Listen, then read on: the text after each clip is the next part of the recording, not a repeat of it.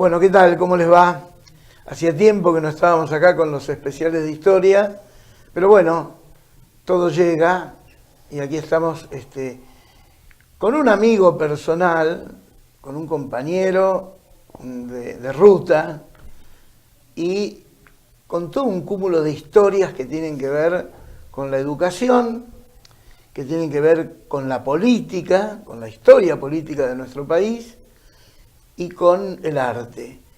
Y estas pequeñas historias de vida, como vamos a intentar hoy resumidamente en este programa breve, van a ser una excusa precisamente para transitar por estos temas que a nosotros nos interesa que ustedes los puedan conocer. Vicente Calvo. ¿Cómo estás? ¿Cómo te va? Muy bien. Un gusto, ¿eh? Igualmente, bueno, gracias por invitarme.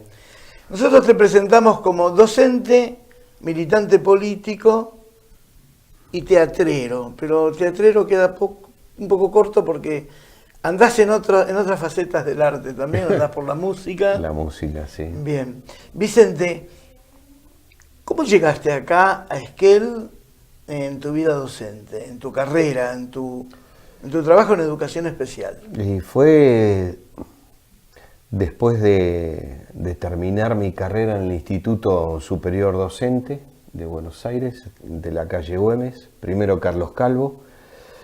Era el Instituto de Formación Docente de Educación Especial. Soy profesor especializado en discapacitados, audición, voz y lenguaje, un título enorme.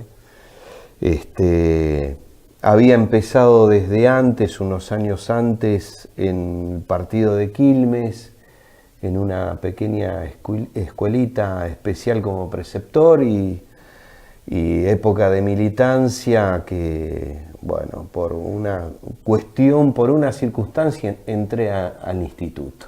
Se llamaba enseñanza diferenciada. Fue, claro, ¿No?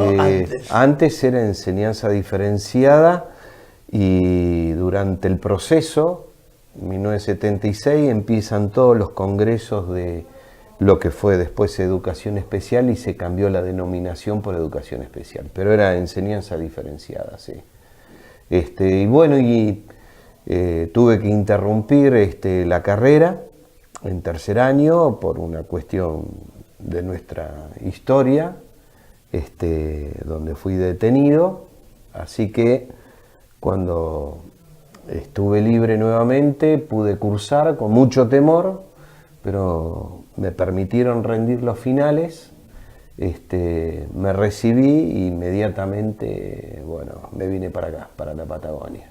¿Cómo llegaste a Esquel? ¿Por qué Esquel y Chubut? Bueno, no, Esquel no.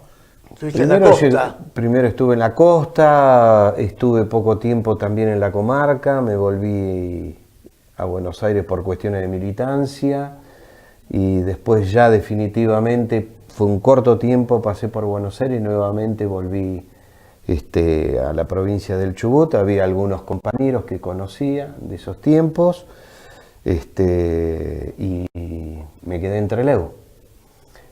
Un compañero, Daniel Moliterno, supervisor de escuelas especiales, que cursó en el mismo instituto. Fortuitamente lo encuentro después de esto pequeño que te conté, cuando vuelvo a recursar y me dice venite para allá, que allá está todo mucho más tranquilo, y ese fue el puntapié inicial.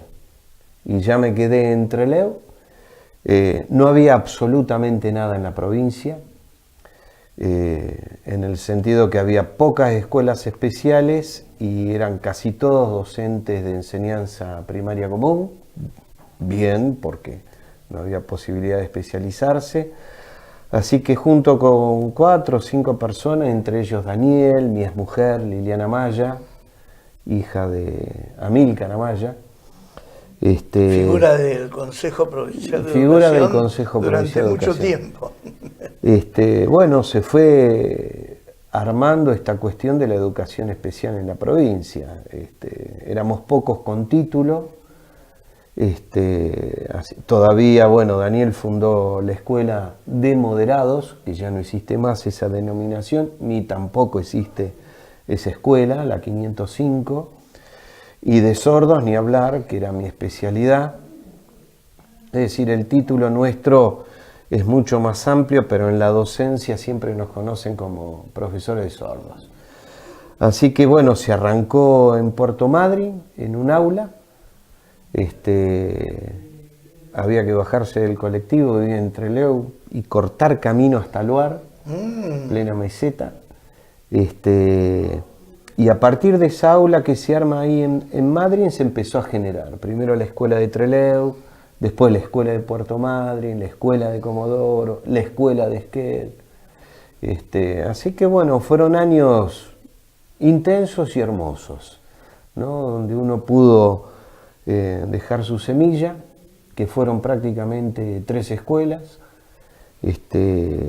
donde uno no solo ejerció la profesión, sino también su ideología con la inclusión, su ideología con la justicia social, su ideología de esta igualdad entre todos y que todos tienen oportunidades, ¿no? A eso quería referirme, es decir, cuando nosotros hablamos de educación, y en particular educación especial, se juegan otras cuestiones, además del trabajo en sí, que es un trabajo sobre todo técnico.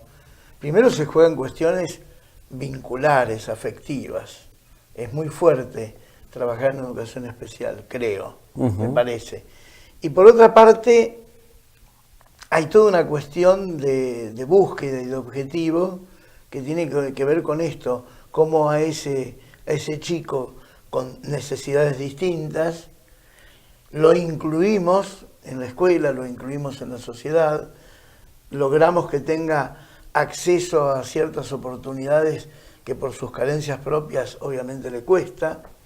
Y bueno, ¿cuál es el rol del Estado y cuál es el rol de la escuela y su personal? Que difiere o levemente distinto, o el matiz que lo distingue de una escuela común. Qué pregunta. Se discutió muchísimo, muchísimos años, veníamos de otra formación, y las discusiones eran muy profundas a nivel ideológico sobre especialmente la persona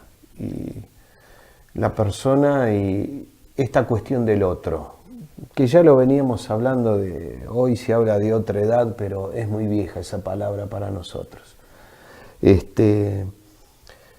Se discutieron y especialmente Chubut fue como punta de lanza en algunas cuestiones conceptuales que se llevaban a Nación.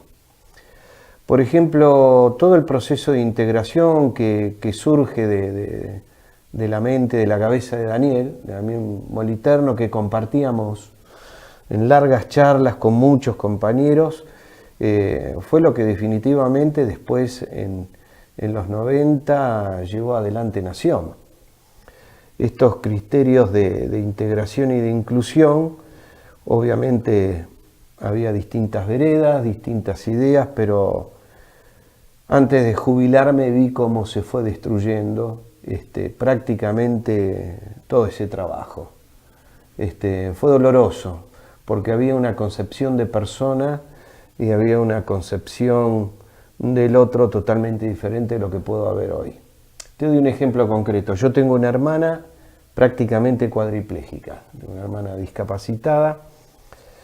Hoy no podría andar por Esquel, en ninguna de las veredas. No por la nieve o por el hielo, simplemente por las ramas, simplemente por la forma en que cada vereda está diseñada, con escalones, subidas, bajadas, las calles. La negra Bestene, compañero que todos, ciudadana de Esquel, tener que salir con su silla de ruedas y de pronto romperse la cadera porque su silla tropieza con una vereda mal armada. Todo este tipo de cuestiones, voy a las barreras nada más, ni decirte lo que puede pasar en una institución escolar, ni decirte que un discapacitado necesita, para convertirse en persona, tener su independencia social, su independencia económica, porque sin ella sigue siendo una persona dependiente. O sea que, además de la escuela, fuera de la escuela, el rol del Estado es preponderante y necesario fundamentalmente con este sector, porque de lo contrario queda librado. Es decir, uno piensa, decir la palabra discapacitado, te iba a preguntar porque el planteo sobre la terminología también fue discutido, pero digo, los pobres, los más afectados por lo que les pasa y por ser pobres, si no tienen ayuda del Estado para este tipo de cuestiones, no solamente un vehículo que lo lleve a la escuela y lo vuelva a su casa. No, y una línea política, hoy hablar de política parece que estuviera prohibido. Una línea política, lo digo acá claramente, es decir, tener una ideología no partidaria, sino en ese sentido, una idea hacia dónde vamos con este tipo de personas que tienen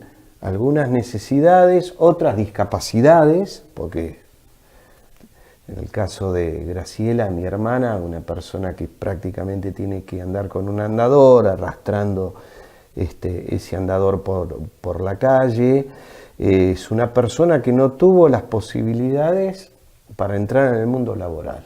Y entonces este tema que hablábamos nosotros de discapacidad a nivel de institución educativa, no solo empieza con esto de darle una formación escolar, es todo un proyecto de vida que entra por esa puerta de la escuela.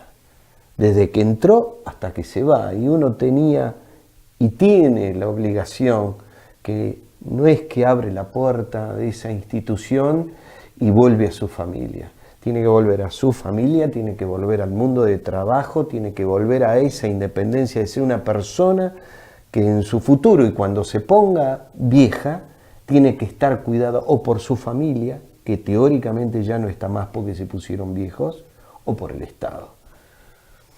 Y estos son políticas. Y en eso, si la CONADIS, que era la Comisión Nacional de Discapacidad, y que lleva el título de discapacidad, hoy prácticamente no existe, bueno, ¿hacia dónde vamos con este tema? Realmente es una pregunta preocupante, seguro. Vamos a pasar al segundo tema, porque Vicente lo anunció, independientemente que a lo mejor está en el Zócalo, el tema de la militancia, el tema del compromiso, habló de justicia social, obviamente estamos hablando de una militancia dentro del peronismo, ¿no? Sí. ¿Cómo llega tu militancia en los años 70, la juventud peronista, la vuelta de ese Perón mítico que hoy podemos discutir con mucha más libertad y con mucha más seriedad, si fue el Perón que se esperaba, si colmó las expectativas de las mayorías, y qué pasó, por ejemplo, en ese famoso 1 de mayo de 1974, ¿no? Que ya es un motivo de historia, pero bueno, acá tenemos una figura que estuvo presente en ese momento y en esos tiempos, ¿no? Arrancando, vengo de una familia peronista. Y hay que decir que mi madre era peronista de Evita y mi padre era peronista de Perón. Pancho. ¿Lo conociste? Un tipazo. Lo conociste. Y era una diferencia marcada, incluso en las discusiones en la mesa. Un abuelo anarquista, así que veníamos de barrios bajos.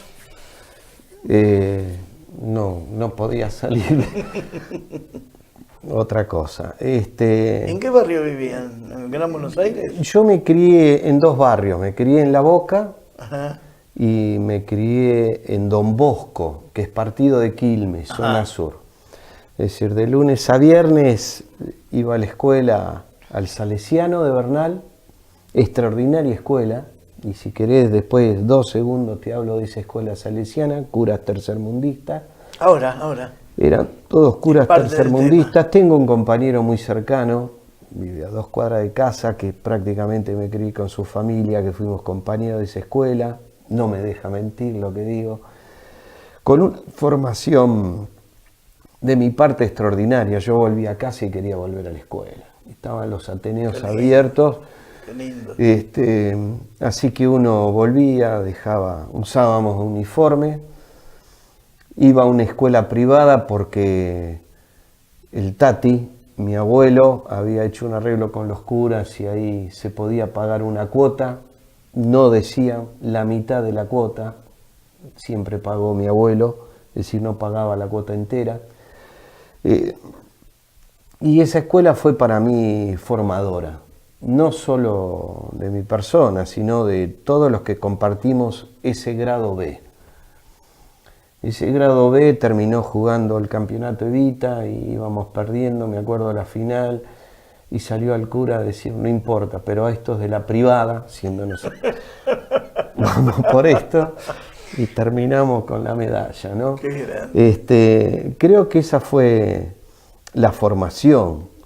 Después las experiencias del barrio, después me agarró con Perón en Madrid, yo ya estaba en la secundaria y me agarró después la vuelta y nosotros militábamos dentro de este instituto en las villas, en lo que se llamaba Villas Miserias. Estaba la Villa del Matadero, la Villa del Eucalipto, cerca de estos amigos que te digo, compañeros del Salesiano, y es ahí donde yo conozco a mis compañeros de la Juventud Peronista. En realidad, en esto que hacíamos de levantar casas, de hacer festivales y demás, empiezo a conocer gente que vivía en la villa que eran de la Juventud Peronista. Y bueno, me hice muy compañero y muy amigos de ellos, y ahí empezó mi militancia. O sea que ahí hay un antes y un después de ese proceso que por lo menos arranca, bueno, el proceso viene de lejos, pero esta última etapa viene en ese regreso de Perón en el año 1972, en noviembre, el 17 de noviembre, y luego se va y deja, cuando se va deja todo preparado para una candidatura ejercida por el doctor Cámpora. El tío. El tío Cámpora. El 11 de marzo se ganan las elecciones, el 25 de mayo del 73, ya estamos hablando, asume Cámpora con Solano Lima. La consigna, Cámpora al gobierno, Perón al Perón poder. al poder. Y un año después, y antes de su muerte, que fue recordada hace poco tiempo, pocos días, está ese suceso de la Plaza de Mayo con toda la juventud peronista, montoneros. Bueno, etcétera. tiene que ver con esto que te cuento de lo que nos pasaba, ¿no? Yo tengo el recuerdo, todavía lo sigo viendo, el pizarrón negro enorme, y decía, el sistema o el hombre el sistema. En vez de tener una frase, siempre aparecía esto, ¿no? Y se armaban discusiones. Imagínate que éramos pibes de secundario. Y ese día en la plaza, que yo era un adolescente, pero que vamos con los amigos y los compañeros que después terminaron siendo referentes de uno, esa frase estaba en el balcón. Eso no me lo voy a olvidar más. Era el hombre o el sistema del hombre, y yo lo entendí, yo cambié la palabra sistema por ideología. Era el hombre o la ideología o el hombre. Y después de, para no andar en detalles, pero esa efervescencia que había en la plaza, yo recuerdo estar con los compañeros y estábamos prácticamente rodeados por los peronistas de Perón, que era mi viejo, lo que yo sentí como adolescente, y uno en el medio que eran esos peronistas más revolucionarios, que eran mi vieja. Optamos por irnos. Vos me preguntaste fuera de cámara que nos echó. La pregunta clave toda es, una discusión ¿Perón enorme, los echó o ustedes se enorme fueron? Con un compañero tuyo, un periodista tuyo, un documentalista, cineasta, Echeverría. Echeverría, claro. Una noche tuvimos con el compañero una hermosa discusión sobre esto. Y yo siempre, él me decía, nosotros nos fuimos, nos echaron. Fue una decisión ahí del grupo de irse. Ya no se podía estar con el hombre. Y eso fue lo que yo sentí y así seguí militando hasta el día de hoy. No sigo al hombre, no sigo a la mujer. sigo a la ideología, sigo a los principios. A veces equivocadamente, ¿no? Porque me di cuenta en estos tiempos que el líder es importante. Pero tengo el convencimiento que quedarme con el hombre, la mujer, sería para mí renunciar a la idea que se propone, ¿no? Para mí está por arriba la idea y después estarán los hombres. Después vino una etapa muy, muy oscura dentro del sistema.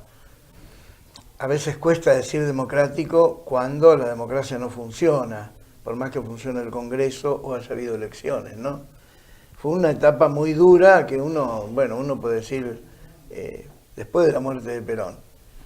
Pero la dictadura, que no vamos a hablar de ella porque ya sabemos qué fue, y no sé, muchas cosas fueron apareciendo luego, es decir, muchos sabían, muchos no sabían, algunos sabían poco, y los años más duros fueron los primeros, 1976 hasta 1979 inclusive. Vos también tenés un tema, después vino Malvinas, bueno, vos tenés un tema además personal muy fuerte con eso. Que Sí, lo has hecho público en algunas actuaciones que tuvimos. En realidad uno en su militancia con la UES, la Unión de Estudiantes Secundarios, la UES obviamente estaba atravesada por la organización Montoneros. Y uno giraba dentro de la organización.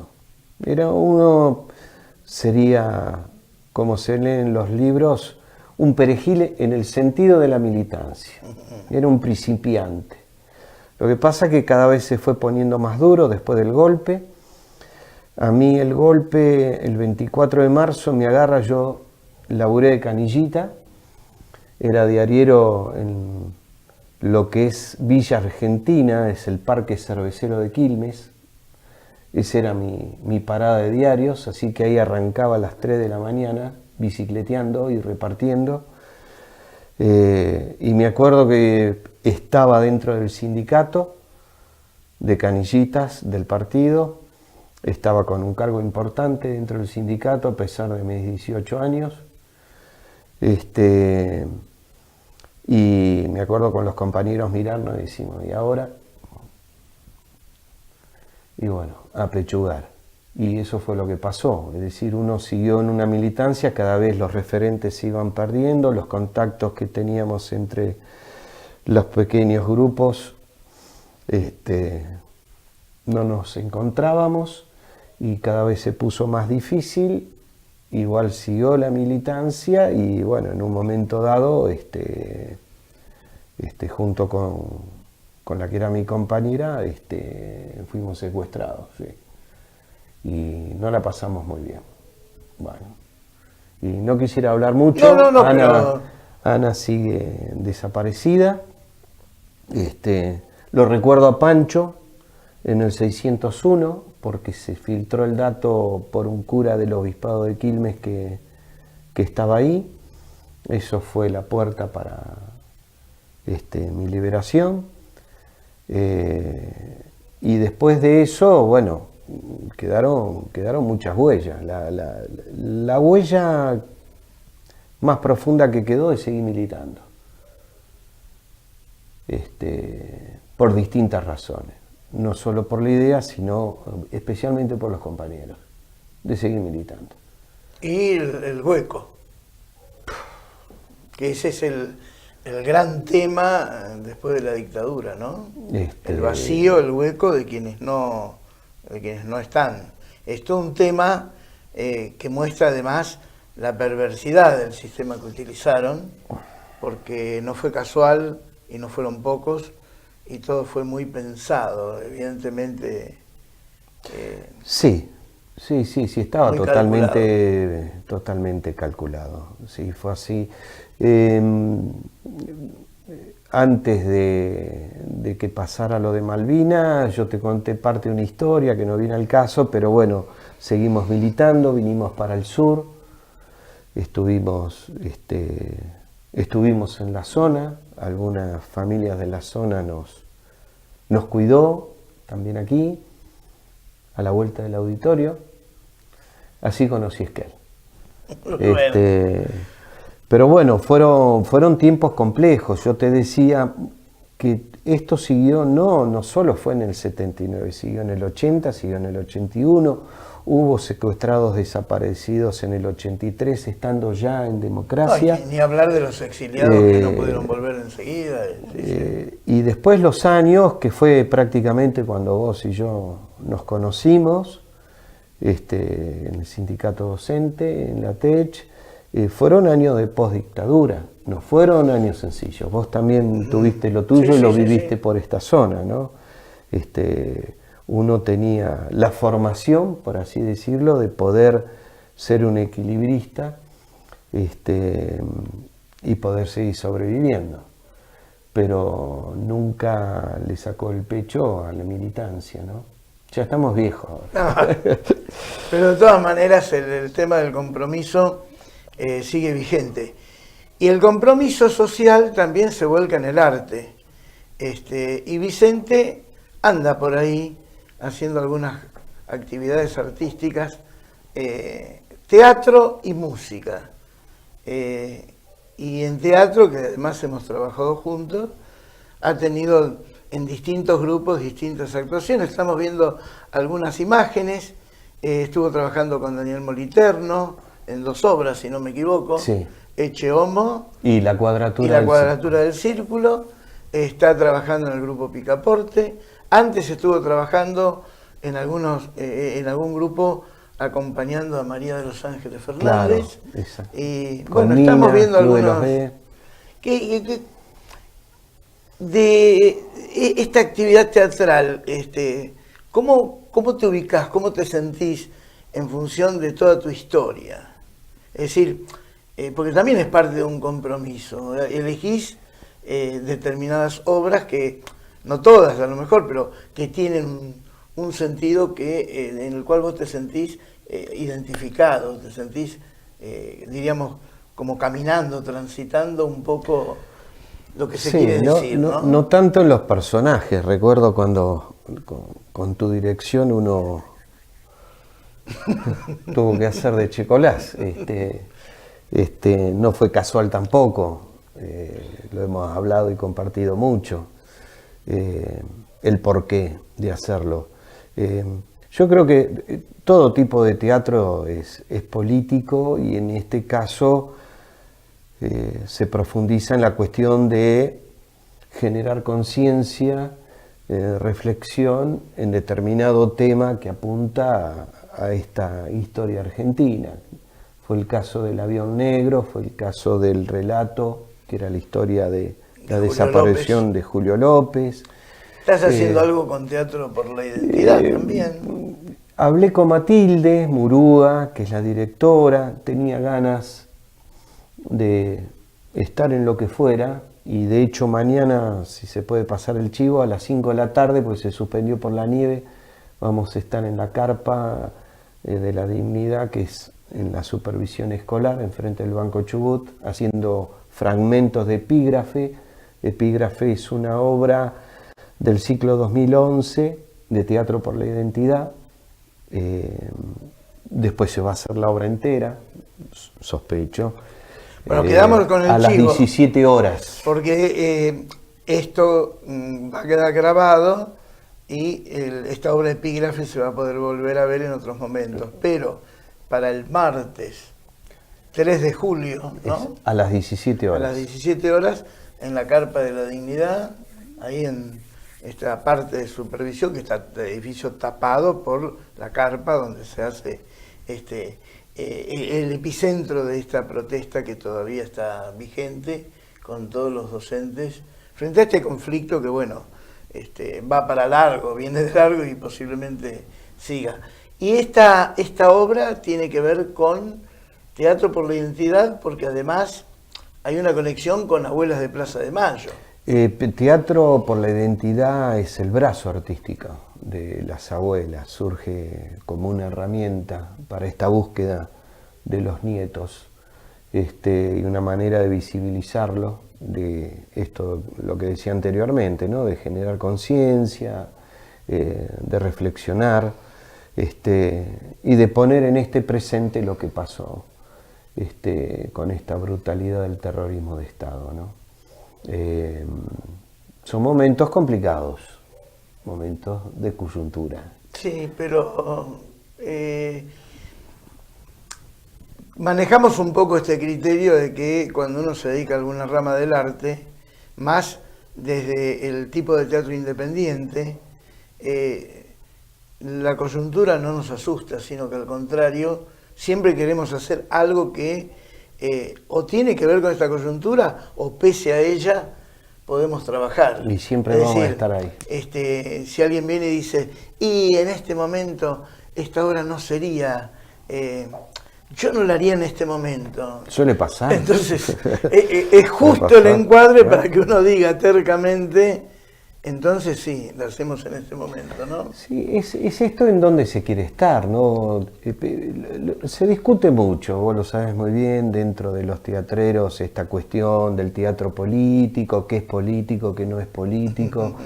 Yo creo que es bastante claro. El teatro político es casi hasta partidario, te digo, y no tengo miedo en decirlo. Es donde uno planta su ideología. Y el que quiere lo hace y el que no da un paso al costado. Y el que quiere viene, lo ve y el que no. Exactamente. Exacto. Creo que pasa por ahí.